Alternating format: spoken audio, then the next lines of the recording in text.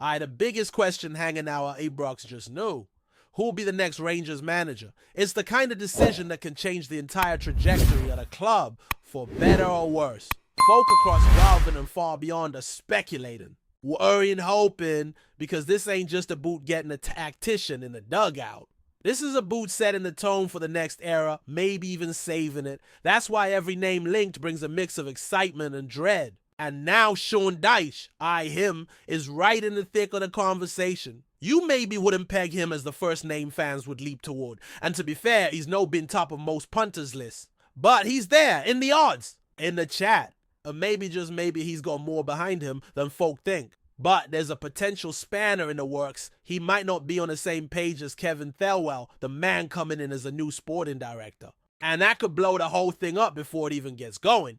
Before we dig deeper into Dyche though, let's talk about Felwell and the storm he's walking into. Former Ibrox defender Alan Hutton's made his feelings known, he reckons.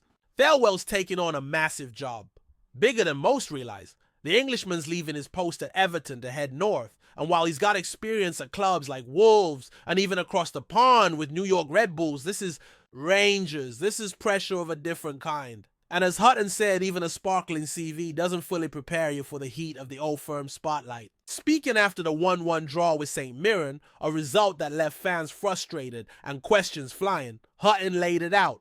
It's not going to happen in the first transfer window, he said plain as day. Even if a takeover happens and they pump money in its long term, fans need to be patient whether they like it or no. And he's right.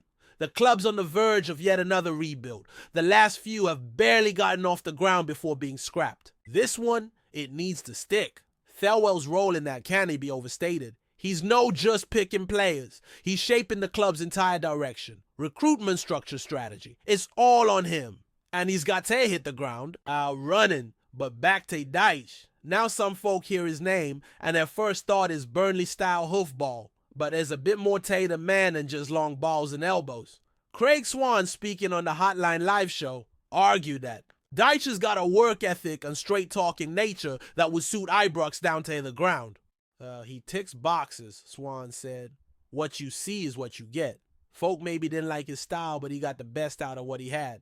You put him at the top end of a league with better players, who's to say he doesn't adapt? And that's the crux of it. Dyche has always been fighting uphill battles, small budgets, relegation scraps, injury-riddled squads. But Rangers isn't that, or at least it's not supposed to be. The question is, if he were backed properly, could he deliver a team that plays the kind of football fans want and win silverware? But then comes the real problem. Felwell and Dyche might not be quite on the same wavelength. Scott Burns also, speaking on the live show, shared some behind-the-scenes whispers. I've heard they don't always see eye to eye, he said, especially when it comes to recruitment. Some of the foreign players that Dyche didn't fancy at Everton are thriving now under David Moyes. There's a concern there. That's a red flag, no doubt. If the sporting director and manager aren't aligned, you end up with fractured decisions, mixed messages, and chaos. We've seen that movie before and nobody wants a sequel. Burns added the end of his time at Everton wasn't great, and if the relationship's not right, it's a non-starter. Still, Dyche remains in the bookies running, alongside Steven Gerrard, who many still dream of seeing back at Ibrox, and Marco Rose, whose European credentials are well respected. Barry Ferguson's name's been floated as always. But beyond those familiar faces, the field's wide open. And that tells its own story. There's no obvious pick, no surefire savior. Just a bunch of maybes. Meanwhile, the backdrop to all this is a club in limbo. The 49 Enterprises takeover still isn't finalized. The squad's bloated and unbalanced. Key players are out of form. Leadership on the park is sparse. And the fans already jaded from years of rebuilds and false dawns are getting restless again. This weekend, Celtic come to Ibrox, freshly crowned champions again. And the question's been raised, will there be a guard of honor? Former Rangers striker Chris Boyd didn't mince his words. Absolutely not, he laughed. The respect's long gone. Celtic won't even call it the Old Firm anymore. The boardroom relations as cold as they've ever been. And he's right. The rivalry's no longer just fierce. It's frigid. Formalities, niceties, traditions, gone. There'll be no applause as Celtic walk onto that pitch. Just venom. pride, and noise. Boyd added that while there should still be some respect, it's hard to find when you scratch the surface of recent years. But make no mistake, it's still a massive match. Celtic will want to prove why they're champions. Rangers, they got everything to play for. Pride, revenge, futures. A lot of these players might be out the door come summer, but they've still got Tay show fight now. Boyd said it best. Some are playing for their careers. They know it. And this is a game where you stand up or step aside. So here we are, a club without a permanent manager, a takeover that's dragging on a sporting director, walking into a war zone, and a derby match on the horizon that could explode in any direction. And in the midst of it all, the name Sean Dyche. Whether he ends up in the dugout or not, one thing's certain, the next appointment at Rangers is monumental. It needs to be more than just a manager. It needs to be a leader, someone who can handle the pressure, unite the dressing room, work with Felwell, and most of all, deliver results. If you think this summer's just about signings and contracts, think again. It's bigger than that. It's about identity. It's about finding out what Rangers truly are and where they're going. Because let's face it, for all the talk of rebuilds and fresh starts, we've been here before. New managers, new players, bold words. But how often does it stick? And how often does it fade away by Christmas? The fans are tired. They're tired of promises, tired of nearlies, tired of being told to wait. That's why whoever steps into that dugout next says they be more than just a name. He needs to understand what Rangers means. Not in a vague, romantic way. Not just with sound bites and badger humping. He needs to know what it means to lead a club where second place is failure, where a single poor result sets the phones ringing, across Clyde one, and the press smell blood before the final whistle, where the crowd will back you to the hilt one week and turn on you the next if standards drop. That pressure breaks men, but it also forges the right ones. And here's the truth. Whoever takes the job, he's no stepping into a clean slate. He's walking into a storm. This squad's no balanced. There's players past their peak still clinging their roles they can't fill. There's talent. But it's inconsistent. Some play for the shirt, some play for themselves. Some look like they'd rather be anywhere else. And the worst part, the gap to Celtic isn't just points on a table. It's a mentality gap, a belief gap. They've got a system that works. They've got clarity. Rangers still searching for theirs. That's why the partnership between Felwell and the new manager is crucial. If they're no aligned from day one, forget it. If Felwell's looking, Tay bringing young technical players for resale value, and the manager wants seasoned bruisers for the here and now. That's a disaster waiting to happen. Rangers can't afford to waste another season fighting themselves behind the scenes while Celtic march on. The board knows it, the fans know it, even the players know it, and it's not just about bringing folk in. It's about letting the right ones go. Too many have coasted. Too many have had chance after chance. There's no room for sentiment. No more waiting on potential. If you can't step up in the big moments, you've got to step aside. The club's been sentimental too long. It's time to be ruthless. Look at the reaction after that St. Mirren draw. A game that should have been handled with ease turned into a circus. Fans leaving early. Players looking lost. And a chance they weren't kind. That tells you everything. The patience is gone. Folk are no interested in hearing we go again. They want action. They want answers. And the board's under the microscope too.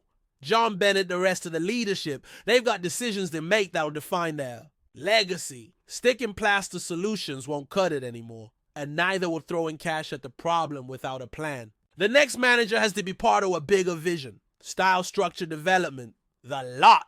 Otherwise, we'll be here in another 12 months having the same chat wondering where it all went wrong again. Meanwhile, there's a fan base begging for a spark, something to believe in. It's been too long since Ibrox felt electric, too long since folk walked in with a swagger expecting dominance instead of hoping to scrape by. That's what needs to come back. Belief, identity, fire, and maybe that starts this weekend. Maybe that old firm clashes the line in the sand. No, because of points or trophies, those are long gone, but because of pride. Because if this group has any fight left in them, it needs to show now. Not next week, not next season, now. It'll be a blood and thunder 90 minutes, make no mistake. Tackles flying, voices, raised tempers boiling. And that's just in the stands. But that's what this club is built on. Passion, ferocity, fighting for every inch. That's what the fans want to see, even if the league's gonna performance against Celtic still matters. It always matters. And maybe that's the real point. Everything matters now. Every match, every minute, every decision. Rangers are at a crossroads, and they've been standing there too long. The next step, whoever takes it, needs to be bold, needs to be clear, and above all, needs to bring this club back to where it belongs. So whether it's Sean Dyche, Marco Rose, or someone we've not even heard yet, the job is bigger than one man. It's about reigniting a giant that's been sleepwalking through seasons. It's about challenging the comfort, breaking the cycle, and demanding more from the boardroom to the boot room. Because one thing's for certain, Rangers can't afford to get this next move wrong.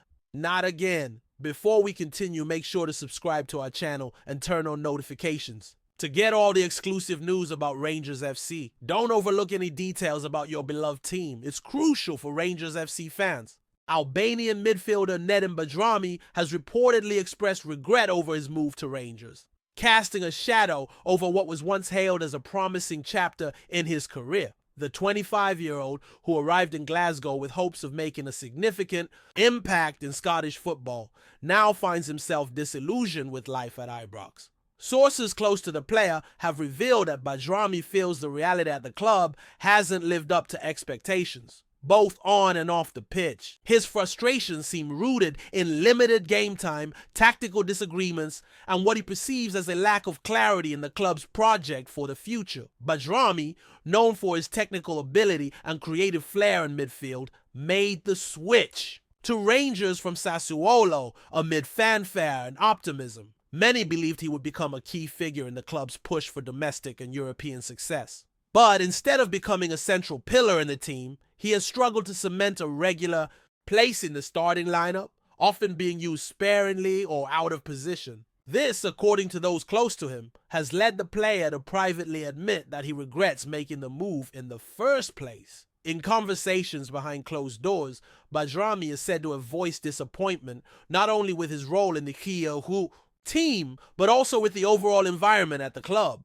Reports suggest he feels there's a disconnect between what was promised during negotiations and the reality he encountered upon arrival. The adjustment to life in Glasgow, compounded by the pressure of delivering immediate results at a club with such a demanding fan base, has seemingly taken its toll. This revelation comes at a delicate time for Rangers, who are looking to stabilize their squad ahead of next season. Bajrami's situation may prompt questions about recruitment strategy and the integration of foreign players into the squad. For now, the Albanian international remains under contract, but with these sentiments becoming public, speculation around a possible departure in the summer is bound to intensify. Greetings, fans. Make sure to hit that like button and subscribe to the channel, as it's greatly appreciated by Rangers FC. And don't forget to share your thoughts on the news in the comment section below. Until the next video, stay tuned.